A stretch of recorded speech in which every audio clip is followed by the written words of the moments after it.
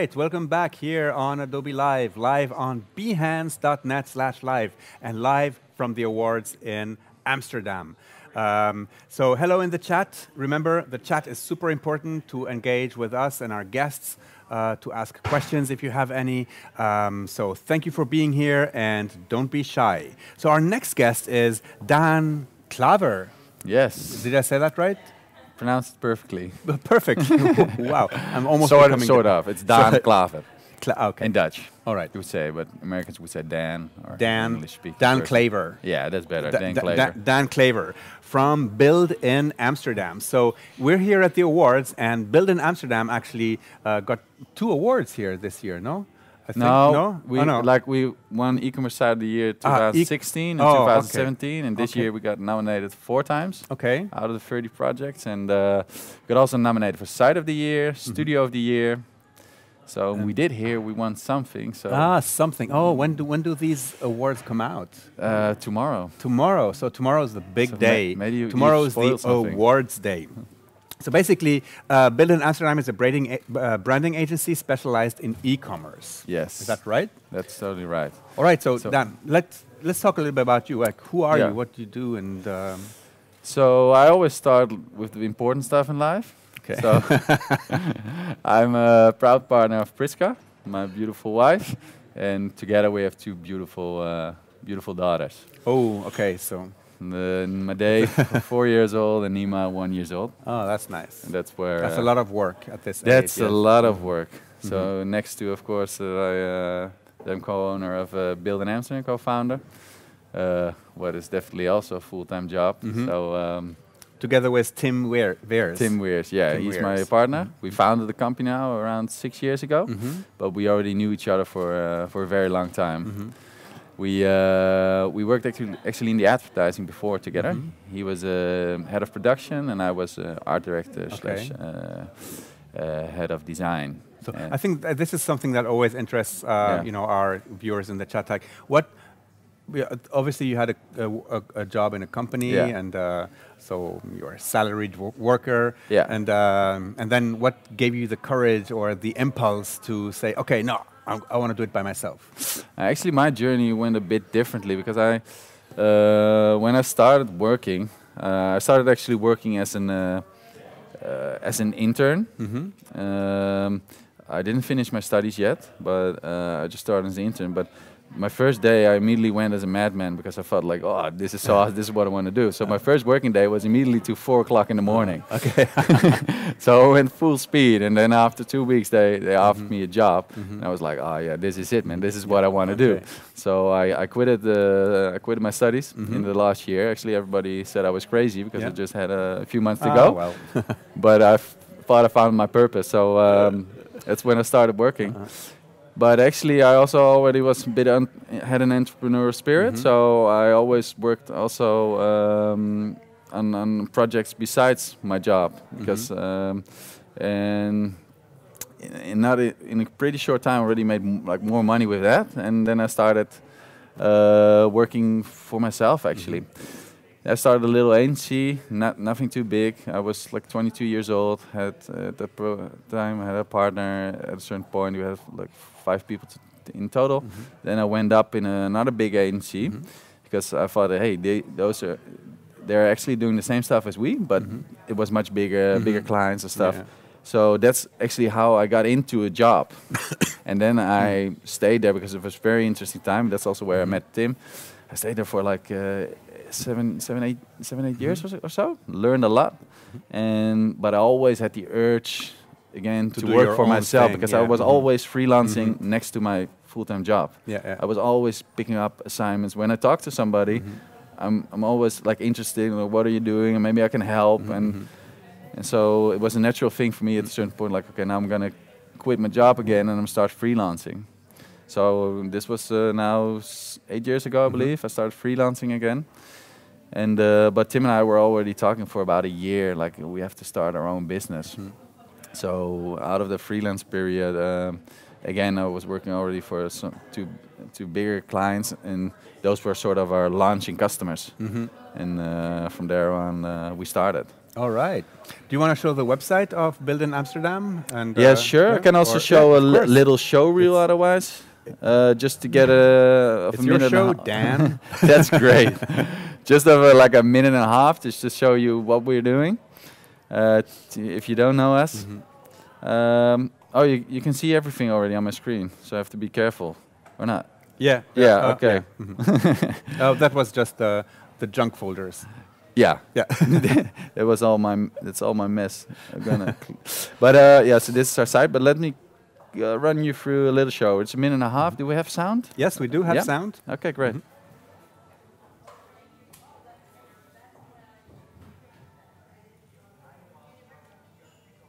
Or not. Maybe I don't. I have sound. Oh wait, it's not starting. Oh.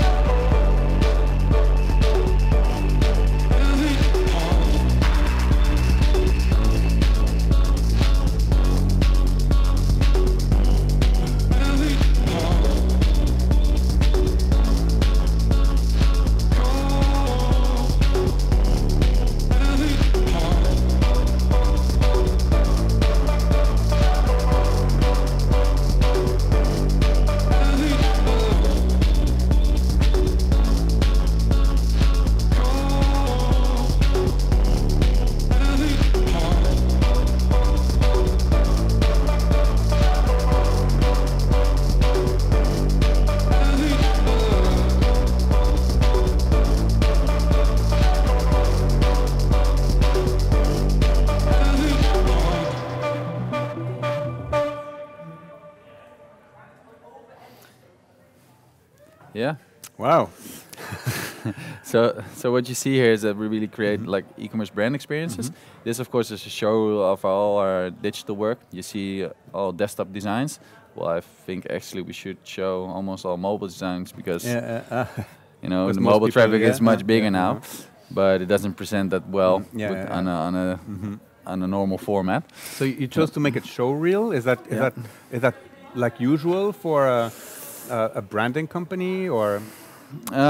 It's also because I use this in talks, just to give a short introduction about what we do. Okay. We're also most famous for our platforms that we create, but we also do a lot of offline work. So because we do strategy, branding, and e-commerce.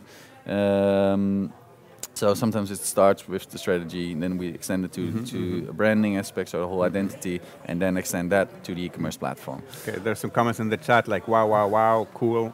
Yeah, I like it. Yeah. Oh, thanks. So, because I believe as a designer, you have a vision on everything that has to do with design. So, and we as Build in Amsterdam really try to extend that journey from online to offline to offline to online. So they also call it filling in the omni-channel strategy. So, and that's where we really focused upon. So basically you're saying that, okay, so there's the online experience, but then you also think about or develop the offline experience, like, for example, receiving a package or... especially also packaging, but even like a lot of our clients also have physical stores. Then we also create a concept for the stores, like making sure that the identity also shines through in the store itself. So when you walk in the store, you really feel that identity, that it's not a separate thing. So, yeah. There's a quick question from Dina. The quick question, she says, did you drop out of graphic design or computer science? None of both. None. No. Studying a law degree. No, I actually was studying fashion and branding, what's called here in Amsterdam at the Amsterdam Fashion Institute. Like my mother was in fashion, my father was, he was creating furniture, so he was sort of a carpenter, but also designing the furniture and making it himself. So I was very much into interior, I was into fashion, but myself, I was always designing. I was always behind the computer and designing, you know. So, but there weren't really cool and good graphic schools in the neighborhood that I wanted to go to, and since I had that interest in fashion as well, I thought, okay, fashion and branding is sort of conceptual thinking into fashion. That might be very interesting. Yeah. So yeah, that's actually the study I did. Okay, awesome. So, but then I had no clue about what kind of jobs were out there. So I thought I wanted to be a desktop publisher. So that's how I applied for the internship. But then that creative director said, "No, I think that's a shame. You should try to work here as a junior art director as an intern." So I thought, And you said, whatever, sounds cool. So that's how I got into it. Great. And let me ask you this: so you dropped out of your studies because this is something that that it's very mixed feelings also in the chat about that. Yeah. Should I finish it? But when do you have employees now in Build in Amsterdam? Okay. Yeah. Do you look at their degrees or do you look at their work? At the work. There we go. Okay, so this is yeah. It depends. It depends what kind of studio it is or agency it is. I personally, I don't hold too much value to a degree. Even when I get a portfolio and I see only schoolwork, then I'm not as interested in somebody that's created the work by themselves. So when somebody shows me their portfolio, I especially want to see the work they've done outside of school or outside of the job, because that shows me the passion. Yeah, that's a very good point right there. Yeah, because that for me is the most important part, that somebody shows the passion, that is really where almost they live for, what they want to do, and not just because they're in school and learning something. And they're doing projects for school, That's also the problem. You never know from a school project what they've actually done. So sometimes I get an intern and their portfolio was maybe less than another person, but somehow they perform much better because that other person just did everything in a project, and you don't know what they've done. So that's why for me it's crucial that people, when they start out, just create your own assignments. Just because as a designer, you look into the world and you see certain brands, you're like, they should do it in a different way. This is a question I get very frequently, especially from students who said, what's the best way to create my portfolio? What's the best way for me to get into the industry? And you nailed it. Like show your passion, and focus on your passion. All the rest doesn't matter. For example, don't mix your photography, illustration, and UI design skills all into one big plate. Because it makes it more difficult for to understand what exactly it is you're passionate about. That's also what I get a lot. Sometimes I get first all types of 3D photography, and then there's a little design thingy going on, and then I just see that they don't know yet what they really wanna do. That's the point, right? They don't know what maybe they do know what they want to do, but in a complex portfolio like that, the feeling that gets through is really like, you don't know what you want to do, and that's a problem. And it's very like in the 90s and early 2000s. Yes, people were looking for people who could do everything. But these times have changed. So right now, if you work on your portfolio, it's really important to focus on your passion and on the work that you want to be doing for the next years. Definitely. Definitely. Although I think you can be, because what we do at Build in Amsterdam is we ask quite different skills than other companies. Like, we do want our designers to be very well rounded, almost hybrid, because since we work on and offline, we internally really educate the people that they're able to work on both fields. And we also don't have, you could say we don't have any UI designers, or you can say that we don't have any UX designers, but with us, UI and UX is the same thing.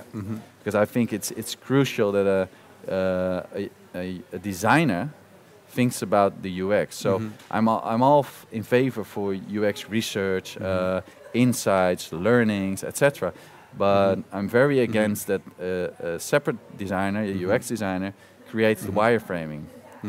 Because what happens if a UX designer does that and a UI designer gets it, they can't let it go anymore. They use it as a color drawing. Well, if you look at, for example, architects, they would never let somebody else create their floor plan, because they understand that is the basis of the concept. That's the basis of what they're going to create. So I'm really in favor of combining those two functions because I don't know where that went wrong in our industry, that we see them as two different functions. Yeah. So No, of course, culture and intelligence and things like that, like adaptability and ability to accept change are all parts that that the workforce needs now. Did you maybe want to show some projects of your website? Yeah, sure. Anita Lima. Yeah, at the end of the day, a degree is only a piece of paper. Experience and flair is far more important.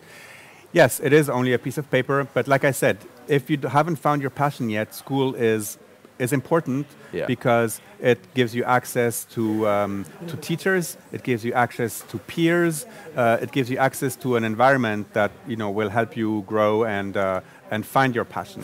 Because I definitely don't want to downgrade a diploma or an education. Because what I do see is with the people that do have diplomas with us or that did a higher education, they're sometimes a bit better in conceptual thinking. And that's something you can really learn at school. And I think that's really crucial behind good design. There should always be good rationale, good thinking behind everything you do. You should always question yourself during the whole journey, everything you do, about why am I doing this? And this is something you really learn in school. I remember from school that I hated I just wanted to create something and I didn't want to show like where all the inspiration comes from, how I got to it. But it's actually really, really important also during your work. Sketches and ideations and you always have to do that. But it's mostly about that you always lead it back to the strategy. That you know where a brand is standing for, like what is their core values, what's their why or what. And everything you do, every color you choose, every typography you choose, has to lead it. Has to refer, has to lead back to the strategy. And that's something you can really learn at school. And then you have a head start. So no misunderstanding here. No. It's not that a degree or a master or things like that are unimportant. They are important. But it's also a fact that, sometimes you're so sure about your passion and the direction you want to take in life that, and then it also depends on how far you are from the end. but my downfall or how I live my life is I always follow my passion. So that's why I make these type of choices. But I understand why other people think like my thing it's kind of foolish. So let me first start with a fun project that we've done last year. It's for an artist duo called Studio Job. Let me...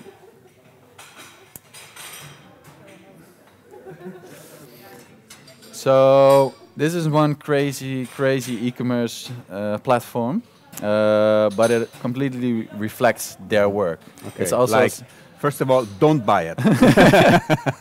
Literally, like you see, like the bag is a trash can. They literally ask you like not to buy anything, because also when you hover the trash can, it for example says empty, and it says really small, we don't sell air, buy something. So then it does say like you have to buy.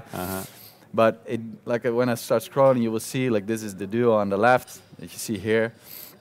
They make just crazy type of art. They're sort of in a mix between almost graphic design, art, installations. They do, but even they do whole identities. But they create also a lot of products. So they sell a lot of licenses as well. So a lot of other brands are also selling their products.